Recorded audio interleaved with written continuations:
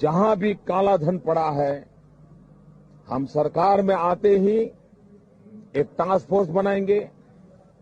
कानूनों में संशोधन करने की जरूरत होगी तो संशोधन करेंगे, नए कानून बनाने की आवश्यकता होगी तो नए कानून बनाएंगे।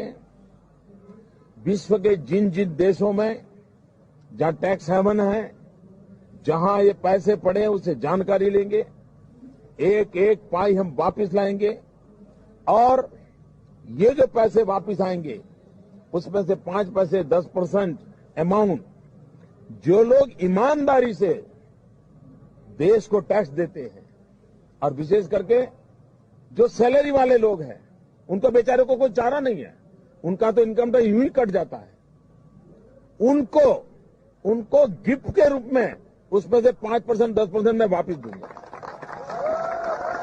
नमस्कार दोस्तों, मैं अजीत और आप देख रहे हैं डू पॉलिटिक्स।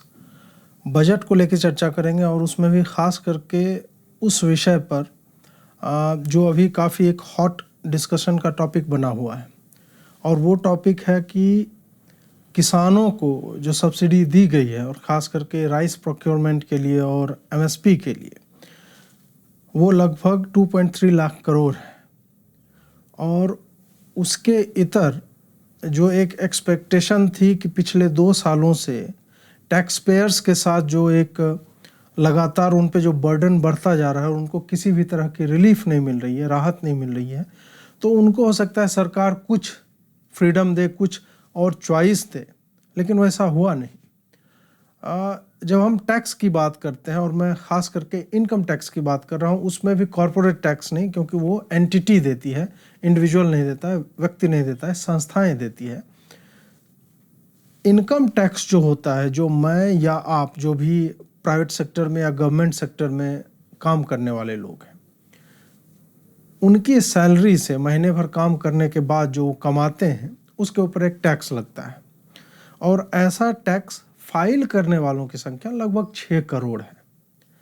ये नंबर ज़्यादा लग रहा है, ज़्यादा इन द सेंस कि पिछले 4-5 सालों में जैसे जैसे टैक्स कंप्लायंस बोलते हैं कि लोगों ने टैक्स फाइल करना शुरू किया है, उस हिसाब से कभी 1 करोड़ हुआ करता था, फिर 2 और फिर 6 पहुंचा है। लेकिन इस 6 करोड़ में लगभग 4.5 करोड़ लोग ऐसे हैं जो एक्चुअल में टैक्स पे नहीं करते हैं, सिर्फ टैक्स फाइल करते हैं, क्योंकि वो 5 लाख से कम आमदनी वाले ब्रैकेट में आते हैं।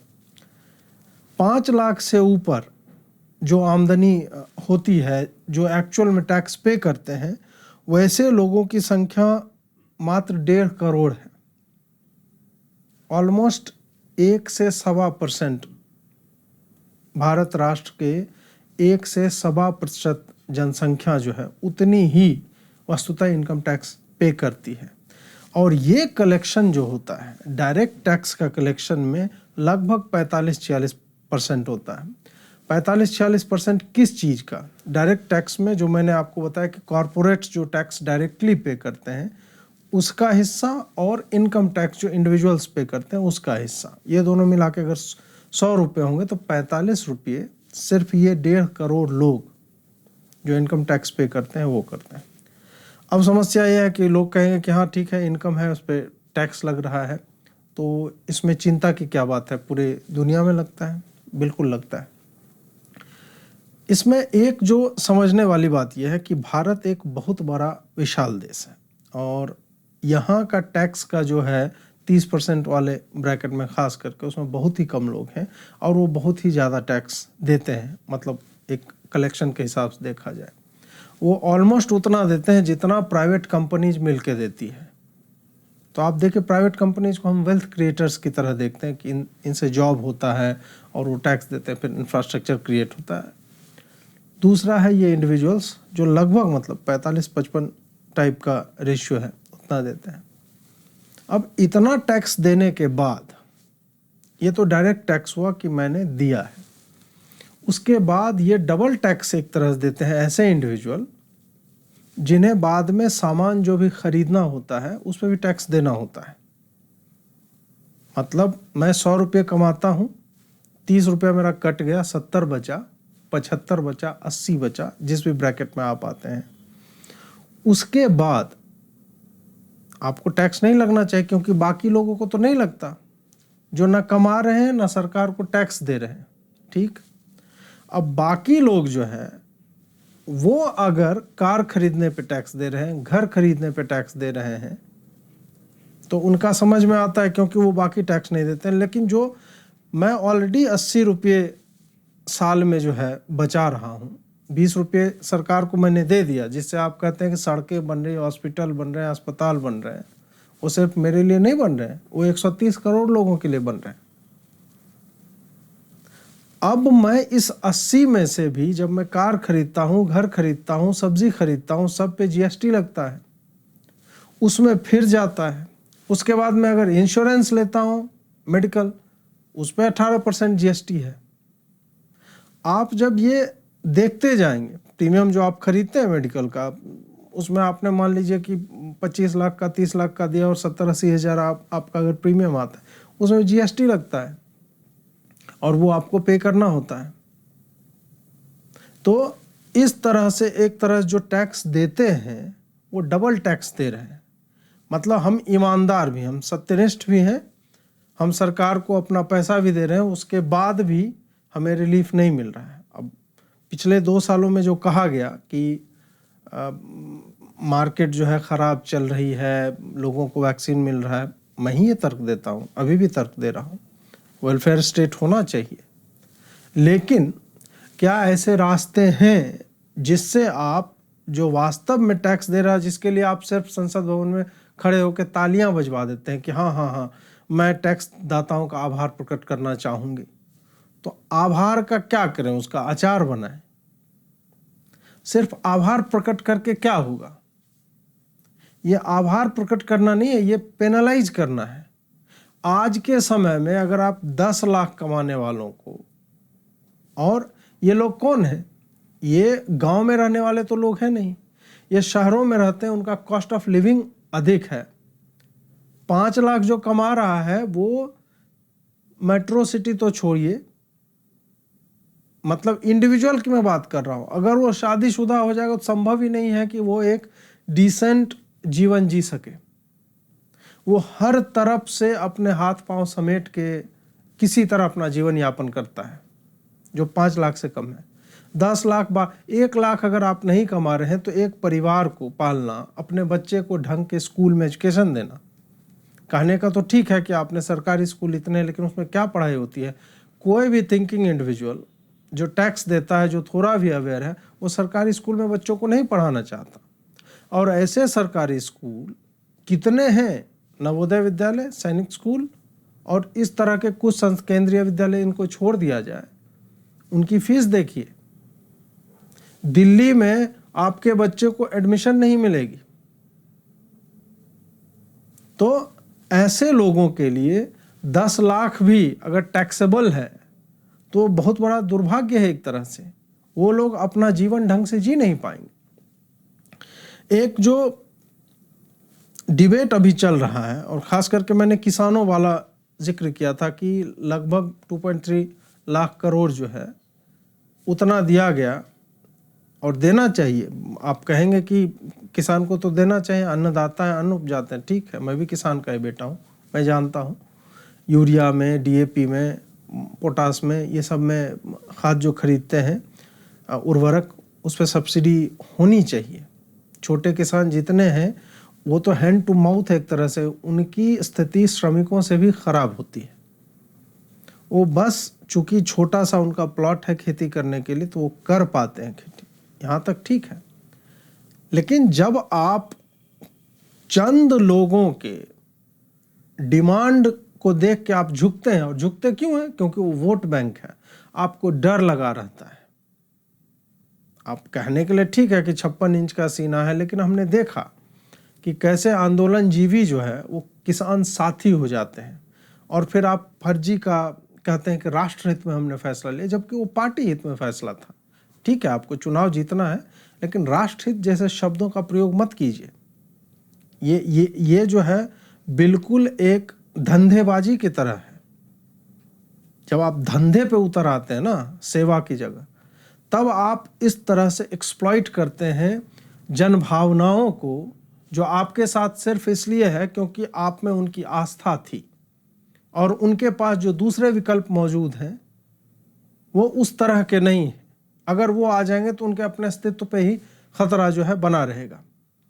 तो किसानों के बारे में फिर मैं बोल रहा हूँ, आप कहेंगे कि हमारे पास अन्न होना चाहिए, तो हमारे पास अन्न पड़ा हुआ है। जितना हमें बफर स्टॉक जो होता है ना, कि आपात स्थिति में अगर खत्म हो जाए सब कुछ, पाला पड़ जाए या जो भी है, तो एक एक किया जाता है आकलन कि कितना हमारे पास स्टॉक में होना चाहिए ताकि जनता भूखे ना मरे। तो उसके लिए ऑलरेडी 39 मैट्रिक टन जो है अनाज हमारे गोदामों में चाहिए, उतना ही चाहिए। और हमारे पास है कितना? 102 मैट्रिक टन। आपने वो तस्वीरें देखी होंगी ना, रेलवे स्टेशन के पास जो एफसीआई के गोदाम होते हैं। गोदाम का तो छोड़िए, आपने देखा होगा प्लेटफॉर्म पे जो बोरे होते हैं, सैक्स ऑफ राइस एंड व्हीट, फटा हुआ है, उसमें बड़े बड़े मतलब चूहे उसको कतर रहे हैं, खा रहे हैं।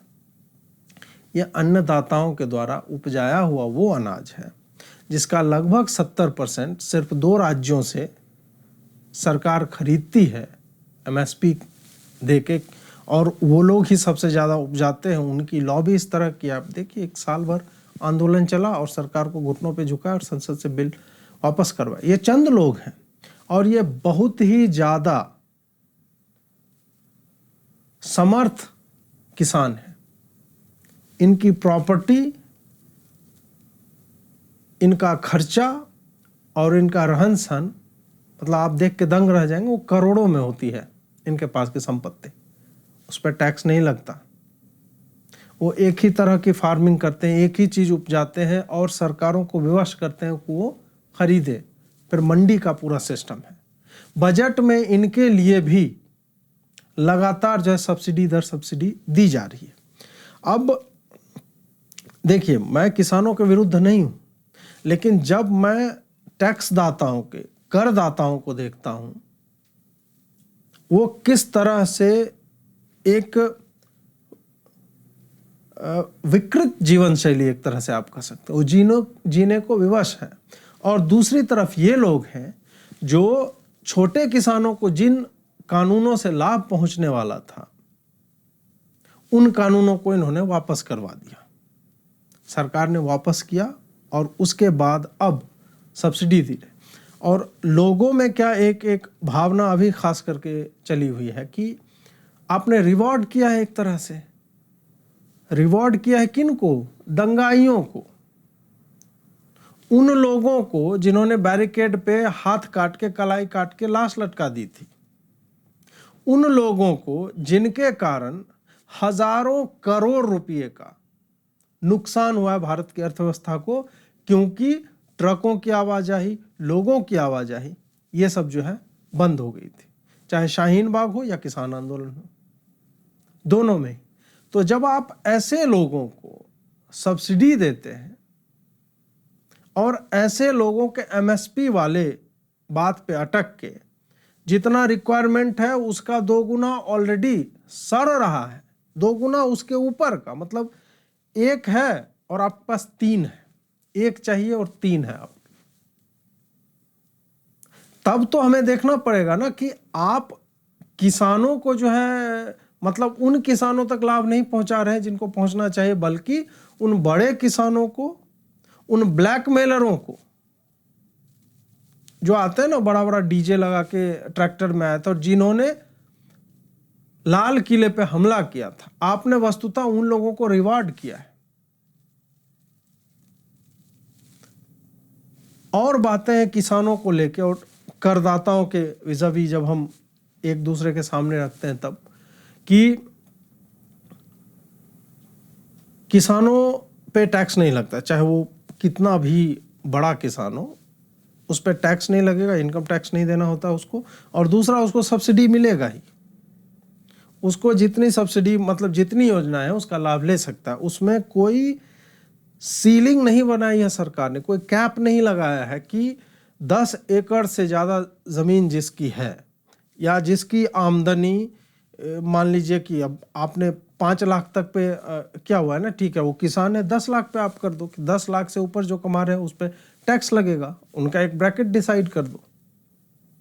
आप नहीं करते हैं, आप नहीं करते तो इसका दो तरह से घाटा होता है राष्ट्र की अर्थव्यवस्था को।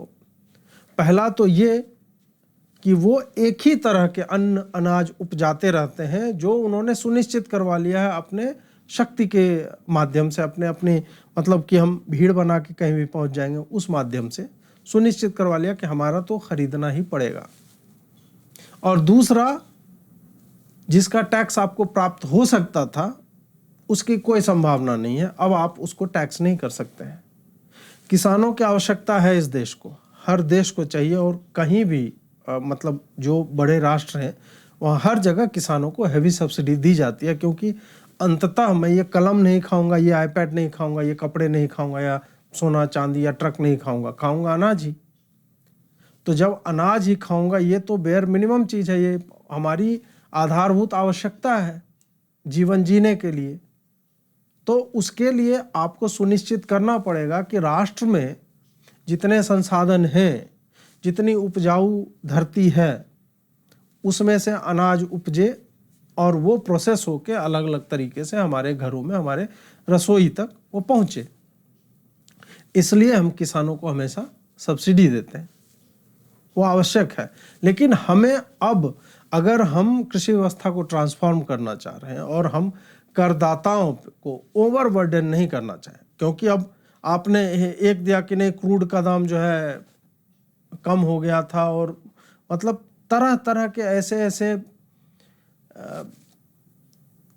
इस तरह के एक्सक्यूजेस दिए गए, और उस एक्सक्यूज की जड़ में ठीक है, लॉजिक है कि आप 80 करोड़ आबादी को मुफ्त में राशन दे रहे हैं कोरोना के टाइम में, उसके बाद फिर वैक्सीन डेवलपमेंट है।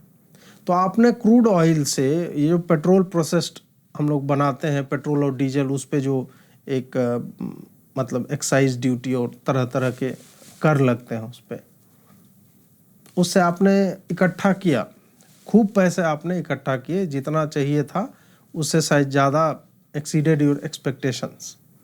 अब बात फिर घूम फिर के आती है कि ये जो लगभग 1.5 करोड़ लोग हैं जो कर देते हैं, यही वो लोग हैं जो मोटरसाइकिल से हर दिन ऑफिस जाते हैं, यही वो लोग हैं जो कार से हर दिन ऑफिस जाते हैं।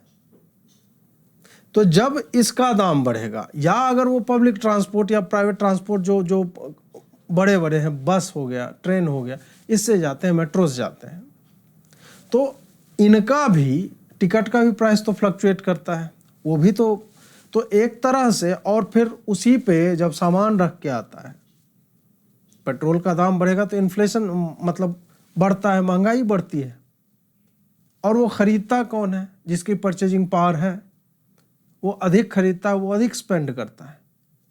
तो वस्तुतः एक तरह देखेंगे कि ये जो 1.5 करोड़ लोग हैं और इस पे जो आश्रित 5-5 आदमी हैं, वो एक तरह से लगातार हर तरफ से मार खा रहे हैं। उनको आप इंसेंटिवाइज नहीं कर रहे हैं, उसके लिए कहते हैं कि हाँ वो स्वागत के लायक है, तालियां बजती रहनी चाहिए, बहुत बढ़िया काम किया। आपकी तालियों से उनके जीवन शैली में कोई आधारभूत बदलाव नहीं आने वाला है। आपको चाहिए कि आप जितने सम्मान से किसानों को देखते हैं, कम से कम उतना ही सम्मान आप इनको भी तो दीजिए, जो डबल टैक्सेशन एक तरह से झेल रहे हैं। उनको भी तो इंसेंटिवाइज कीजिए, उनको भी। अब आप पूछेंगे किस तरह से इंसेंटिवाइज कर सकते हैं, मतलब क्या वो तरीके हैं? अब आपके पास सारा डिजिटल डेटा आपके पास आ चुका है। हर 10 साल में जनगणना जब होती है तो बाकी चीज़ों का भी सर्वे होता है, किसके पास कितनी ज़मीन है, क्या है, नहीं है, सब मोर और लेस डेटा है सरकारों के पास। तो आप क्या, जो ऐसे जो एक्चुअल में टैक्स देते हैं लोग, ये जो 1.5 करोड़ लोग हैं, उनको कुछ रिलीफ दीजिए ना। मैं ये नहीं कर रहा हूँ कि टैक्स स्लैब जो है हर साल चेंज होना चाहिए, एक्चुअल में होना भी चाहिए कि 10% इन्फ्लेशन तो हर साल बढ़ रहा है। मेरी सैलरी 10% हर साल नहीं बढ़ रही है, महंगाई बढ़ती है, तो मतलब मेरी कमाई एक तरह से कम होती जाती है, बैंक में इंटरेस्ट हमें कितना मिलता है? 6%, 5%। और क्या हमारे पास इतना पैसा है कि मैं बैंक में रख के उस पर ब्याज कमा सकूं? जो आप सोचिए कि 10 लाख कमा ही रहा है, जो 10 लाख 12 लाख, वो कितना बचा लेगा कि वो बैंक में रखेगा?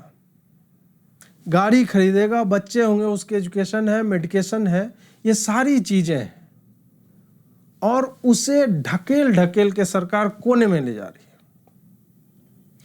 वेलफेयर स्कीम्स हो, उसकी सब्सिडी कहां से आएगी? आप देखिए कि ये कहा जाता है कि डिस्पैरिटी है समाज में, जो है गरीब बहुत ज़्यादा है, अमीर कम है, इधर का पैसा लेकर हम उधर ट्रांसफ़र करेंगे। ठीक है, मैं ये नहीं कह रहा कि आप अबैंडन कर दीजिए इन लोगों को, अबैंडन नहीं कर सकते, ये हमारे राष्ट्र के लोग हैं, लेकिन उनको हर चीज फ्री में दे दे के,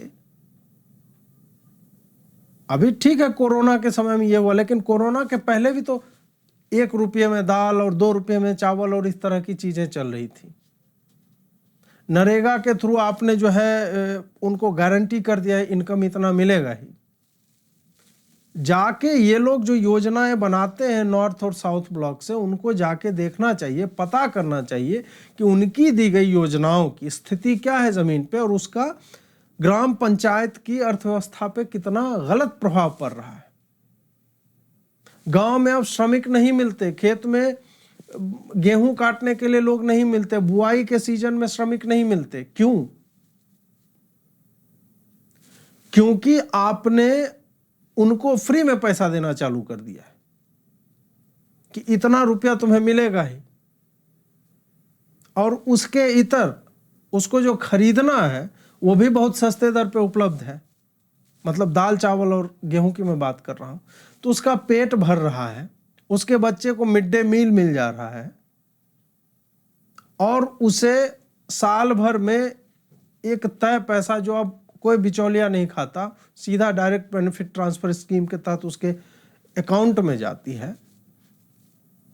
वो काम क्यों करेगा? उसके पास काम करने के लिए क्या मोटिवेशन है? और मैं ये जनरलाइज करके नहीं कर रहा हूं, सामान्यकरण नहीं कर रहा हूं, जो मैं उदाहरण अभी आपको देने जा रहा हूं कि शाम की दारू अगर उसकी सुनिश्चित हो गई तो 20, 30, 40 रुपए का अगर उसको मिल जाए,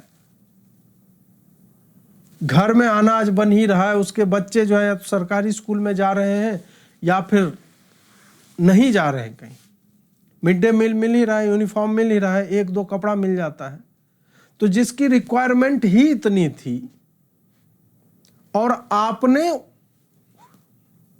उनके दूसरे स्टेप के लिए ये जो अमृत काल का टारगेट दिया है 25 साल का, तो उसका दूसरा स्टेप भी तो होगा। पहला ठीक है, मैं जानता हूं कि 13 लाख बच्चे कुपोषण के कारण इस राष्ट्र में जो है मृत्यु को प्राप्त होते हैं, मैं जानता हूं ये, मैं जानता हूं कि हमारे ह्यूमन रिसोर्स की क्वालिटी जो है,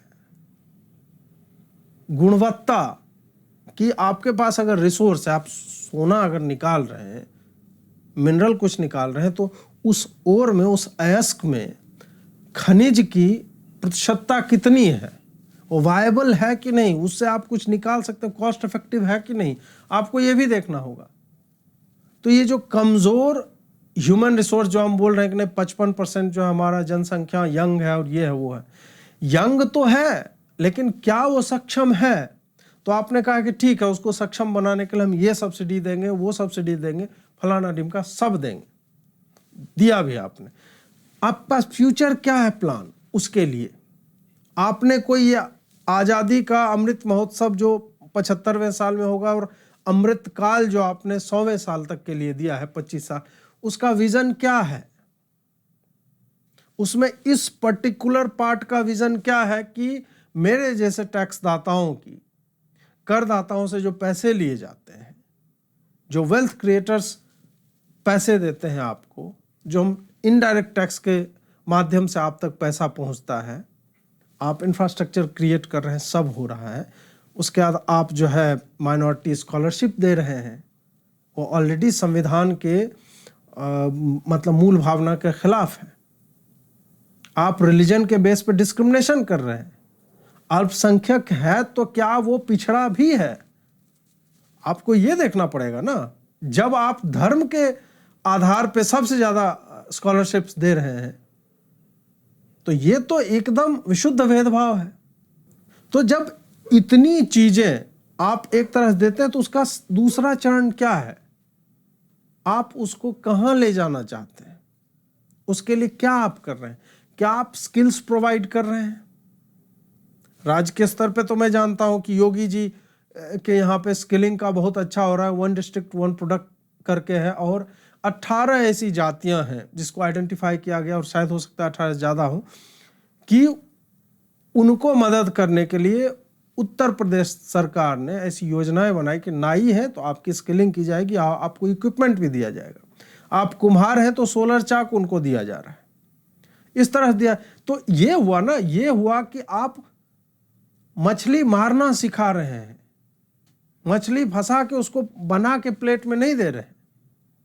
वो एक बार सीख जाएगा तो वो वेल्थ मल्टीप्लायर इफेक्ट होता है, जो आपके आत्मनिर्भर भारत की मतलब मूल भावना थी कि हम लोगों को लोन देंगे, हम लोगों को इनेबल करेंगे कि वो अपने लिए उद्यम खोलें और उसके माध्यम से लोगों को रोजगार प्रदान करें। यहां तक तो ठीक है, लेकिन उसका जो है कितना प्रतिशत ट्रांसलेट हुआ है, कितने लोगों को दिया है, उसका फीडबैक क्या है आपके पास? खैर ये थोड़ा सा विषयांतर हो रहा है। अब मैं वही बोल रहा हूं कि करदाता जो है उनको रिवार्ड करिए, उनको थोड़ा सा तो लगे कि वो भी इसी राष्ट्र का हिस्सा है, और ये जो टैक्स देने की प्रक्रिया है वो वन वे स्ट्रीट नहीं है कि मैं सिर्फ दे ही रहा हूं, मुझे मिल क्या रहा है।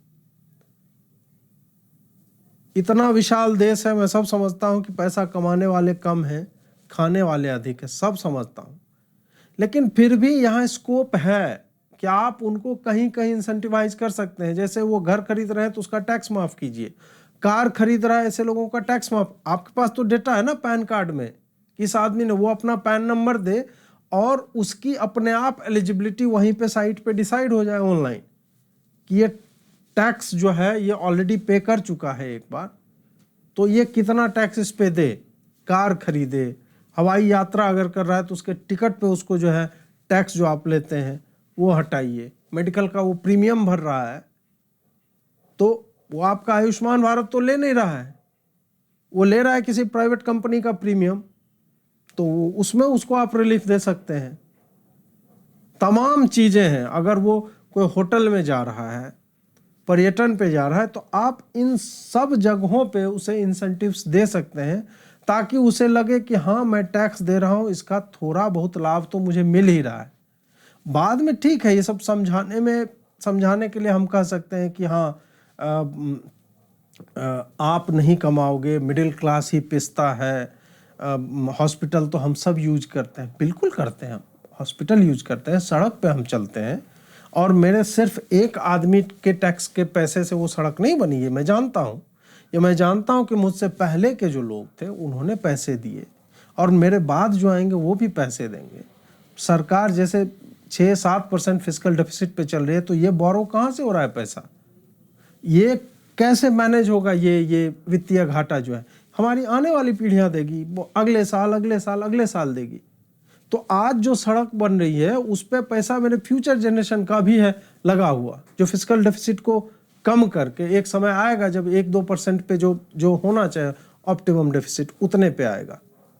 तो जब तक वो समय नहीं आता है तब तक अगर हम करदाताओं को चारों तरफ से घेर के मारना बंद कर दें तो थोड़ा सा रिलीफ मिलेगा। और चूंकि ये आपके कोर वोटर बेस में नहीं आते हैं, क्योंकि ये स्प्रेड आउट है, ये पूरे भारत में 1.5 करोड़ तो खो जाएगा। ये कहीं भी ऐसा नहीं है कि हाँ 10 लाख लोग जो है करदाता जाति के हैं।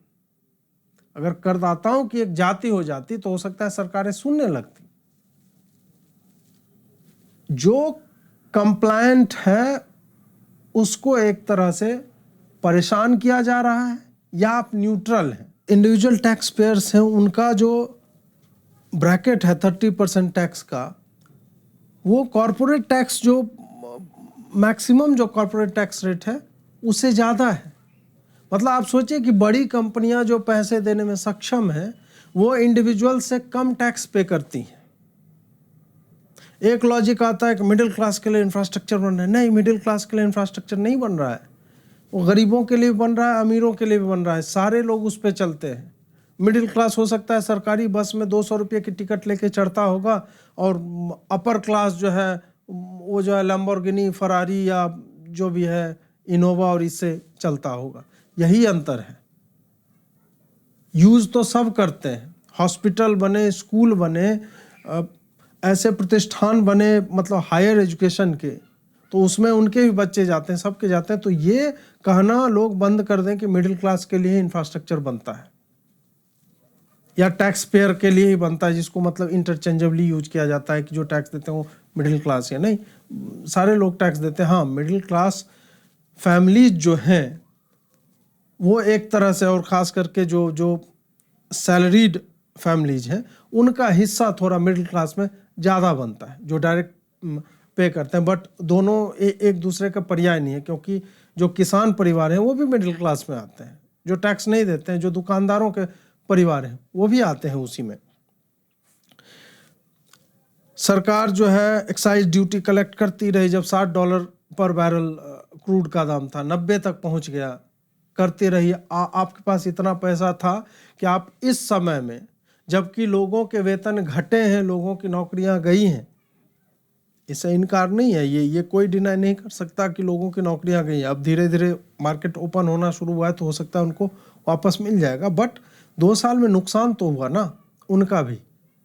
तो जब आपके पास एक टारगेट था जितना, उतना अगर पैसा आ गया तो आपको ऐसे समय में इन लोगों तक बेनिफिट को पास ऑन करना चाहिए था। टैक्स हो सकता है कि 1 साल के लिए आप माफ़ कर देते, आपने माफ़ नहीं किया। आपने कहा कि नहीं 31 मार्च तक नहीं, 31 दिसंबर तक पे कर सकते हो। उससे फ़ायदा क्या हो गया हमें? टैक्स पेयर को, करदाताओं को इस स्कीम से क्या फ़ायदा हो गया? वो जोड़ घटाओ मतलब कर लेंगे, मतलब उसके लिए आपने 9 महीना बढ़ा के टाइम दे दिया। इसके अलावा उनको आर्थिक लाभ क्या पहुंचा? कुछ नहीं। कोविड के टाइम में हेल्थ इंश्योरेंस पे 18% जीएसटी लग रहा है, 5% होना चाहिए उसको। तो ये सारी नुआंसेस हैं, ये सारी छोटी छोटी बातें हैं। जब आपका 40% 60% टैक्स कलेक्शन बढ़ा है, दिसंबर 16 तक का डेटा है इनकम टैक्स का ही, उन्हीं मतलब उसी डिपार्टमेंट का ही डेटा है, 60% ईयर ऑन ईयर कलेक्शन में वृद्धि हुई है। पेट्रोल से आया ही, लोगों ने ज़्यादा टैक्स दिया है तो उसको आपको पास ऑन करना चाहिए था।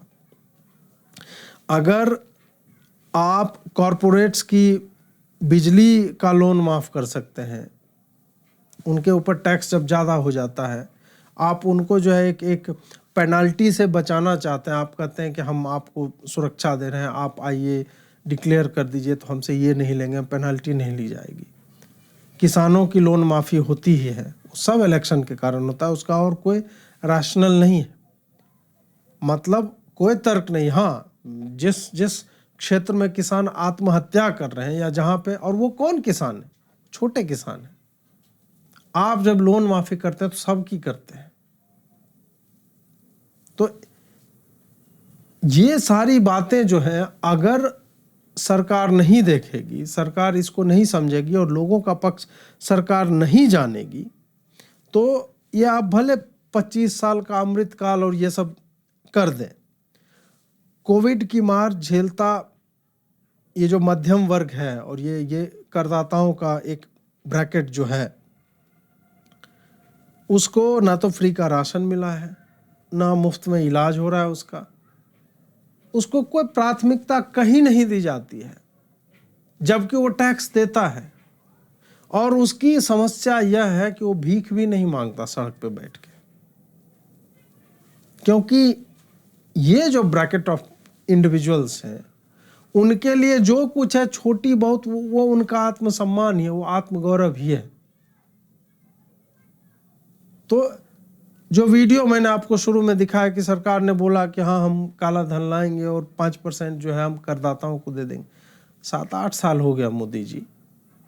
मैं 15 लाख नहीं मांग रहा हूँ, लेकिन अगर वो लाया आपने, लॉज आपने कानून में बदलाव किए हैं, उसको भी मैं अलग रख लेता हूँ। जो अभी 2 साल में जो स्थिति बदल गई है, उसके लिए अगर आप किसानों को रिलीफ दे सकते हैं, उनको आप उस ब्रैकेट में नहीं लाना चाहते जो बड़े किसान हैं जिनको वास्तव में टैक्स देना चाहिए, तो जो करदाता हैं उनको भी दीजिए। नहीं तो फिर ये आपका अटल जी वाला शाइनिंग इंडिया मूवमेंट ना हो जाए, क्योंकि लोगों के पकने की एक क्षमता होती है, एक लिमिट होती है, सीमा होती है, उसके बियॉन्ड वो जो है बर्दाश्त नहीं कर पाएंगे।